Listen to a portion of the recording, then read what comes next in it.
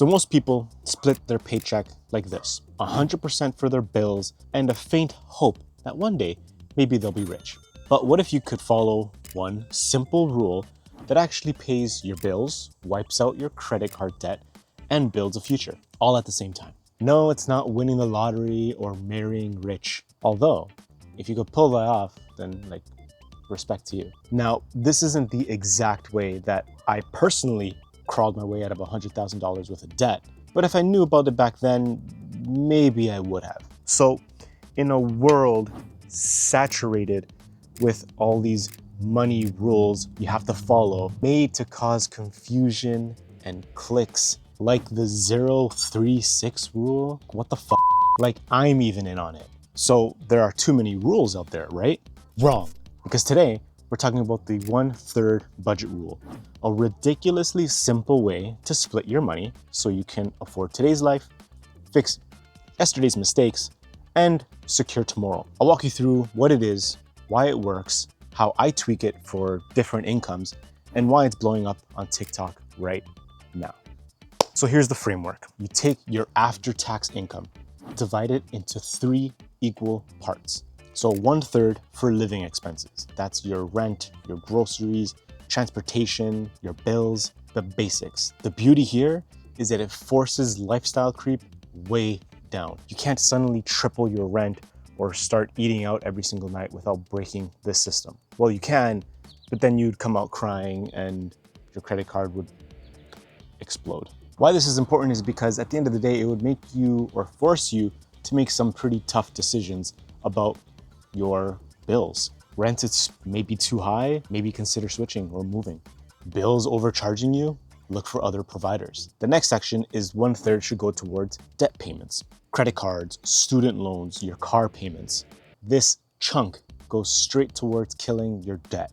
It's aggressive, but that's why it works. It shortens your payoff timeline without needing to massively increase your salary. And yes, it might feel like throwing money into a financial black hole at first, but eventually that hole fills in with goodies and treats and love. Next, 1/3 of it should go towards your savings and retirement.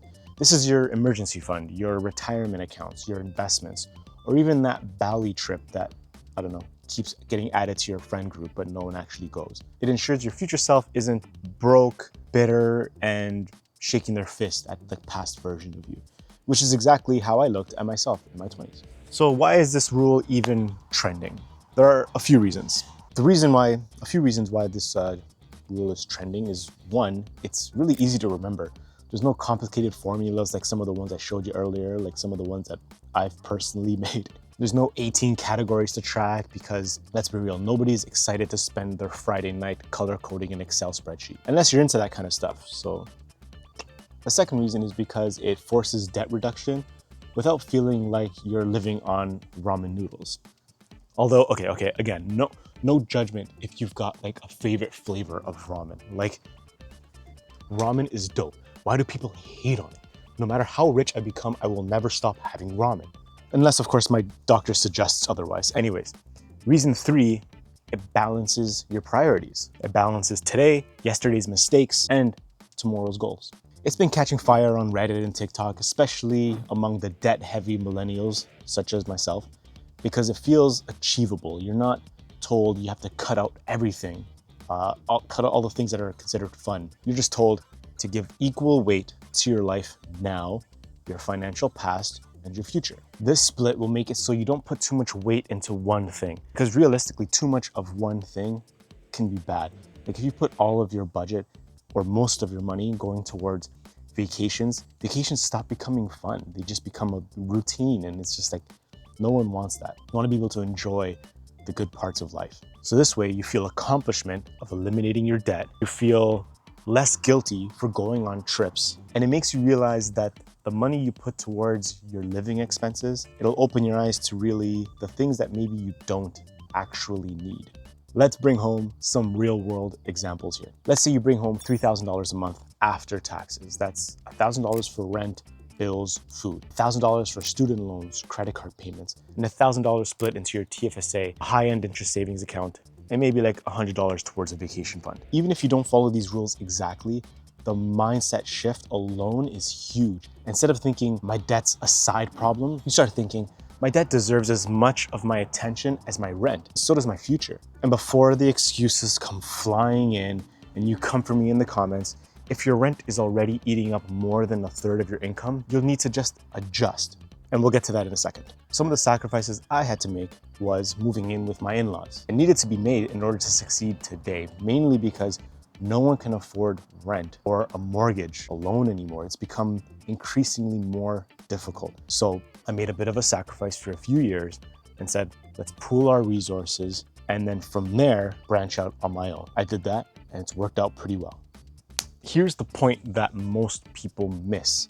This framework isn't about math, it's about psychology. If you treat debt, savings, and living expenses like equals, you automatically start making better choices, even if you fudge the numbers a little bit. It's like tricking your brain into being responsible without telling it you're being responsible. You can start with this rule and pivot. Although moving like the 1/3 to the next fraction will make it like 2/12 or whatever, it can get really mathy. And if you don't want it to get mathy, isn't your thing, then consider keeping it like this so that way it's, I don't know, less mathy. So let's talk about it. If you have a lower income or your rent's brutal because you live in like, well, anywhere in Canada, try this. Keep the 1/3 for debt sacred if you can. That's like your biggest momentum builder. Debt is the biggest thing holding you back. Let your living expenses stretch and spill into your savings chunk temporarily, but keep something going for your saving. Even if it's like 25 bucks a month, it's better than zero. This is what will keep you sane, trust me. And as your income grows, balance it out. Don't keep putting more into vacation or savings or your rent, living expenses, unless you really have to. But again, even it out, try to get to that 1/3, just even that baby out. And if you're debt-free, congratulations. Now you could turn that debt chunk into more investments or travel fund without guilt. Or, you know, blow it all on Taylor Swift tickets. Your call. When I was paying off my debt, I didn't have this neat little framework. I basically lived on a spreadsheet, caffeine, and panic. But looking back, I was doing a rough version of this. Every extra dollar went to debt or to my future. And the discipline it built, that was a game changer. By the way, I still use that spreadsheet today. It's free down in the description below. Check it out if you want. Like I mentioned earlier, psychology is the biggest change while following a framework like this or following any of the rules really. If you're overwhelmed by budgeting, try the 1/3 rule.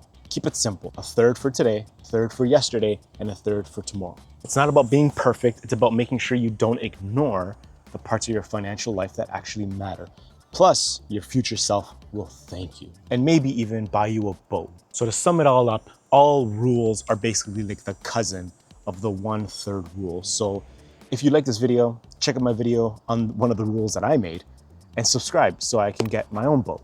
And I'll see you next week.